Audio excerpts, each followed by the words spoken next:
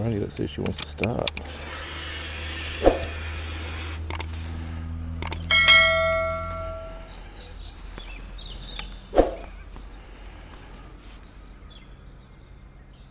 Bit cold.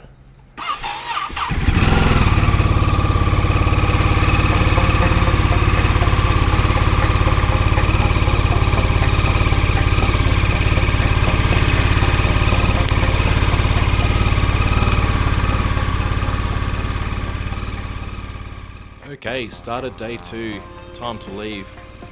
Just finished packing up the tent, getting things ready. It was a pretty good sleep last night, considering how sick I was.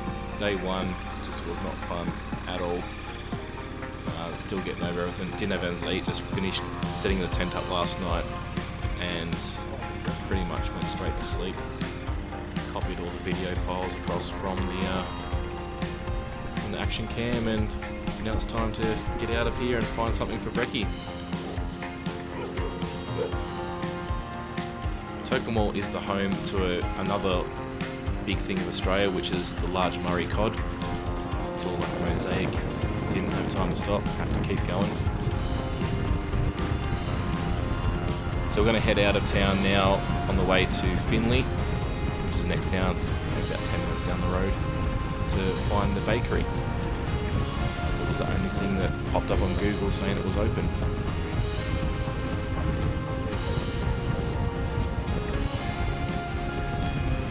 Having the sun in the eyes is always a fun start to the morning. Now I noticed this at the last second as I was backing the bike in. This could have absolutely ruined my day. I always get the bike reversed in here, and you'll see what I'm talking about. This is why I have a big problem with tradies that don't pack things away properly on their utes.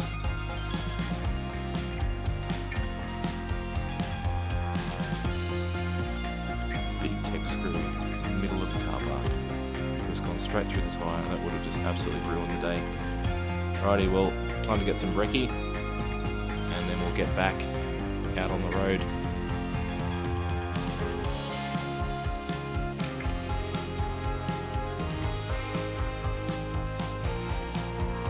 Today is just a day of straight roads. It's just straight road after straight road after straight road.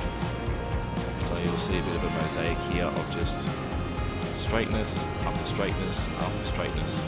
Day 2, probably out of all the days, I wouldn't say it was the most boring, but it was the most uneventful riding, mainly because it was just straight road and some more straight roads. On the left here, I'm starting to get into some cotton fields and eventually into some rice paddies, but I kept seeing all this, white fluff on the side of the road, and it took me like a split second to work out, but it actually was all pieces of cotton. And I was thinking, there's no way that could have just blown from the fields, because all the fields have pretty much been picked. There was nothing there until I got a bit further down the road, and it all came pretty clear. So all this cotton was like lining the sides of the roads for a good 20-30 kilometers. It's everywhere up there. And then I caught up to one of the culprits. So they have the road trains. The plastic only goes around the outside of the bale. So these bales are massive. They're about 3 meters in diameter.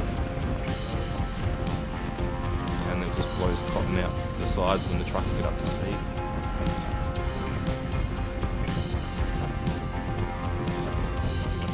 You could just go walk a few k's down the road and you've got well and truly enough to make a few sets of bed sheets.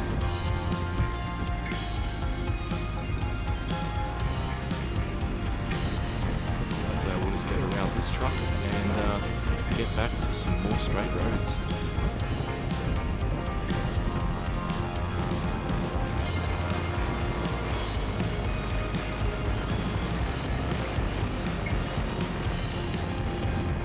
So just north of Griffith, we come into a whole bunch of orange farms. There's one on the left. There's a mixture on the way up to this road. Orange farms, cotton, and rice paddies.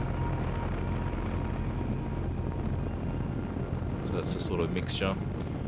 It's one of the first grey nomads to come across, overtake, and now you can see we're starting to get into the red dirt. It just gets redder and redder and redder. Sort of more north we get. It's still only about 12 degrees. It's still a bit of a cold day, and we don't really start warming up until pretty much the end of day 3. A few more grey nomads. One good thing about going up the middle here is it is fairly quiet. There's not a lot of traffic. This was a week before school holidays kicked off as well, so it did come in handy.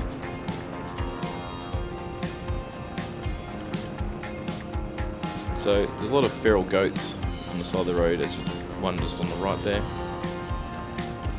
On the whole trip there was pretty much thousands of them, but they're pretty smart. They'll get out of the way. I didn't see one carcass on the side of the road.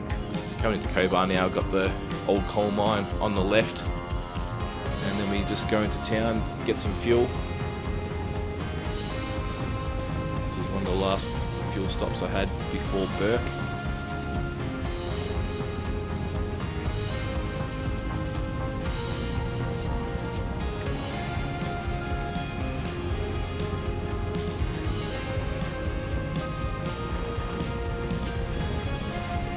Pretty much a little bit of a quick dash, got some fuel, went back to the coal mine and took a little bit of a photo.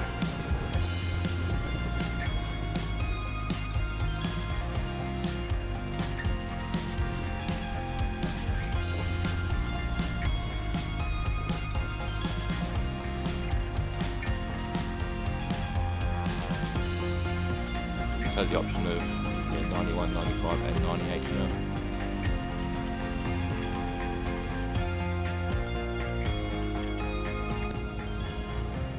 Bike out the front of the old Cobar coal mine, and then back to some more straight roads.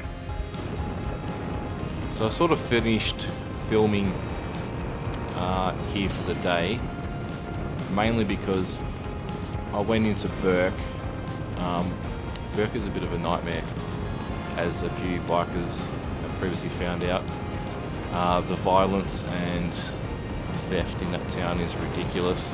When I first got into town there, the police were pretty much having a fight with the locals in the main street. I quickly got fuel, and even when I was getting fuel, there was people, coming up eyeing off the bike. So I just got some fuel and got out of there, and stayed a little bit further north, on North Bourke, at a place called Kidman Camp, which is just a caravan park, which I ended there for the day. This was the picture of the hut, and we'll go inside now. Okay, decided to stay just north of Bourke for the night at I think it's Kidman Caravan Park. This place is pretty flash though. And it's only slightly bit more expensive than the one at Wilson's Prom, and it actually has a bathroom. So that's a win. Shower. So yeah.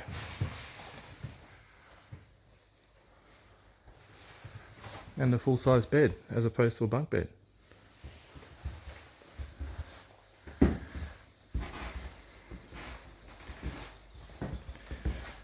Alright. I